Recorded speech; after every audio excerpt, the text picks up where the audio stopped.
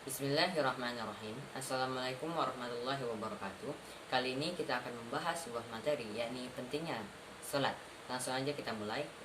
Innal hamdalillah nahmaduhu wa nasta'inuhu wa nastaghfiruh wa na'udzu billahi min shururi anfusina wa min sayyiati a'malina. May yahdihillahu fala mudilla lahu wa may yudlil fala hadiya lahu. Asyhadu an la ilaha illallah wa asyhadu anna Muhammadan abduhu wa rasuluh.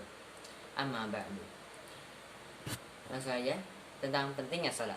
Qad aflahal mu'minun, sesungguhnya beruntunglah orang-orang yang beriman. Alladzina hum fi salatihim khashi'un, yaitu orang-orang yang khusyuk dalam salatnya. Salat merupakan salah satu sarana yang paling utama dalam hubungan antara manusia dengan Allah. Salat juga merupakan sarana komunikasi bagi jiwa manusia dengan Allah. Salat berada di posisi yang sangat penting dan mendasar dalam Islam yang tidak bisa disejajarkan dengan ibadah-ibadah yang lain. Salat seringkali disebut dalam Al-Quran, yaitu pada Quran Surat At-Taubah ayat 18 dan Quran Surat Al-Baqarah ayat 45. Di antara pentingnya salat dalam kehidupan adalah sebagai berikut. Yang pertama, salat adalah tolak ukur amal, yang berarti bahwa kualitas amal seseorang ditentukan oleh salatnya. Terus habis itu, hal ini seperti arus dalam hadis Rasulullah yang diriwayatkan Abu Daud dan Tirmizi. Hal pertama yang akan disisap kelak di hari pembalasan adalah salat. Apabila baik salatnya, maka akan baik pula amal-amalnya dan syafaatnya rusak. Dan apabila syafaatnya rusak, maka akan rusak pula amal-amalnya. Kedua adalah tiang agama. Hal ini terisi dalam hadis Rasulullah yang diriwayatkan oleh Baihaqi. Salat itu adalah tiang agama, maka barang siapa yang diaturnya, maka sungguh ia telah diatur agama, dan barang siapa meninggalkannya, maka sungguh ia telah merubah agama. Maka sungguh dia telah merubuhkan agama. Ketiga, salat adalah kunci surga. Hal ini terisi. Yang ketiga, salat adalah kunci surga. Hal ini terisi dalam hadis Rasulullah yang diriwayatkan oleh Muslim dari Jabir yang dikutip oleh kitab Ihya Umuddin kayak Imam Ghazali.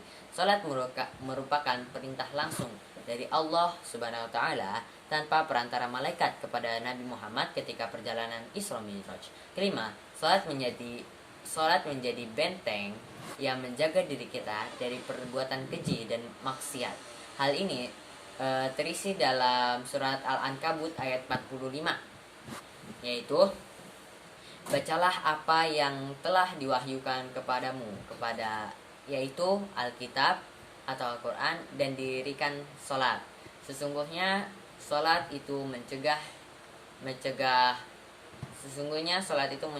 dari perbuatan-perbuatan keji dan mungkar. Dan sebenarnya mengingat Allah atau salat adalah lebih besar keutamannya daripada ibadah-ibadah yang lain, dan Allah melihatnya yang kamu kerjakan.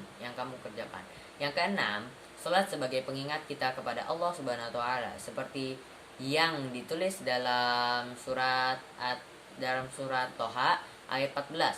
Sesungguhnya aku ini adalah Allah. Sebenarnya aku ini adalah Allah, tidak ada Tuhan yang selain aku, maka sembahlah aku dan dirikanlah salat untuk mengingat Allah.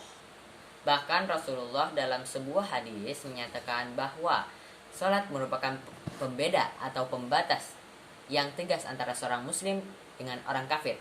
Perjanjian antara kami dengan mereka, orang-orang kafir, adalah mengenai salat. Barang siapa meninggalkannya, maka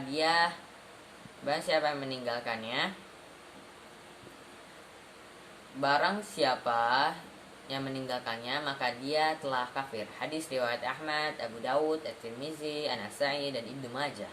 Senada dengan hadis tersebut, Umar bin Khattab juga menyatakan tidak ada Islam bagi seseorang yang tidak menegakkan salat. Dari ulasan di atas, sudah seharusnya sebagai seorang muslim kita harus menaruh perhatian yang sangat besar dalam menjalankan salat dengan sebaik-baiknya. Tanggung jawab penuh dan bukan hanya rutinitas atau penggugur, dan bukan hanya penggugur kewajiban. Dengan demikian kita akan menjadi orang-orang yang akan mewarisi surga firdausnya Allah, dan insya Allah kita kekal di dalamnya. Amin amin ya rabbal alamin. Sekian dari saya. Wassalamualaikum warahmatullahi wabarakatuh.